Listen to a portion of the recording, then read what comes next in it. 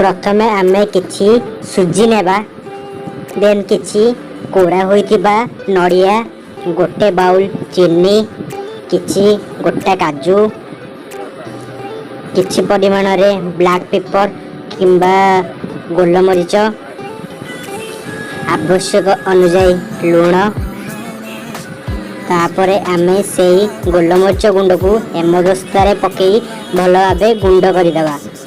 जमती आमर पिठारे से भल भावे मिसीज और बास्ना बहुत भल आसब। देन गैस किंबा चुली लगे कड़े को गरम करने को छाड़देवा गरम हो सारा पर से सुजी पकई किछि समय पाई भलसे ताकू भाजीदेवा सुजीटा को टिके कम आंचरे भाजक चेष्टा करवा नहने से पोड़ी जाई पारे। देन सुजी भजा सरला परे ताकू गोटे पात्र को काढ़ी नेवा तापरे कड़ई पुणी थे बसई से किछि परिमाण रे पानी देवा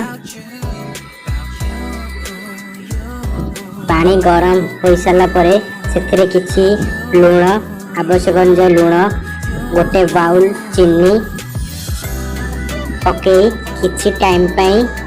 ताकू मिक्स करनेबा गुंड होइतबा ब्लैक पेपर किंबा गोलमरीच को पकई ताकू मिक्स करनेबा भलसे। देन भजा होइतबा सुजी को से पकई भलसे मिक्स करनेबा जेपरी सुजीटा आमर पिठा करबा पाई भल भावे गोटे मोटा लेयर भावे प्रस्तुत हो जिवो। देन से लेयर को गोटे कदली परिष्कार कदली पत्र रे बाहर करी ताकू आमे रखिबा पुणी थरे कड़ाई को बसई से किछि तेल पकई कंचा गोटा गोटा काजू को किछि टाइम भाजी नेबा तापर ताकू गोटे पात्र को बाहर करी नेबा कोड़ा होइतिबा नड़िया को सेमती किछि टाइम पाई भाजी नेबा किछि परिमाण पानी पकेबा नने हमर नड़ियाटी पोड़ी जाई पारे। देन सेतिरे किछि चीनी पकेबा ताकू गोटे पिठार जो पूर से पूर टाइप रो गोटे तैयारी करिबा पूरा भल भावे प्रस्तुत हो गला परे ताकू गोटे पात्र को बाहर करी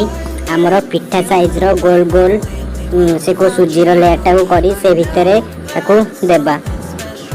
देखंतु जेपरी वीडियो रे आमे आपन को देखाउछु।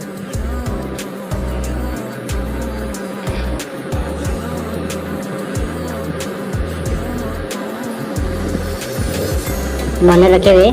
पूरटी भल भावे जमती मझिरे रहिबो नने पिठाटी खोली जाई पूरा भी बाहर को बाहरी आसी गले पिठार शेप साइज सेते लुकटा पिठार सेते भल देखा जीवनी। देखो एई टाइप रो शेप रे पिठा गुडी को भल भावे सुंदर सुंदर भावे गढ़ी नेबा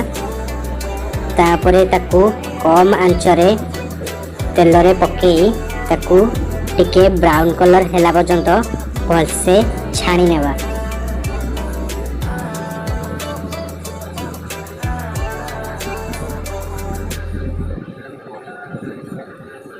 देखंतु हमर पिठार कलर ब्राउन हो सारी आम या बाहर कर नेबा। देन ताकू गोटे कदली पत्र रे गार्निशिंग करी सजी। वीडियोटी जदि भल लगे प्लीज लाइक करबा और चैनल को सब्सक्राइब करबा को भूलिबेनी।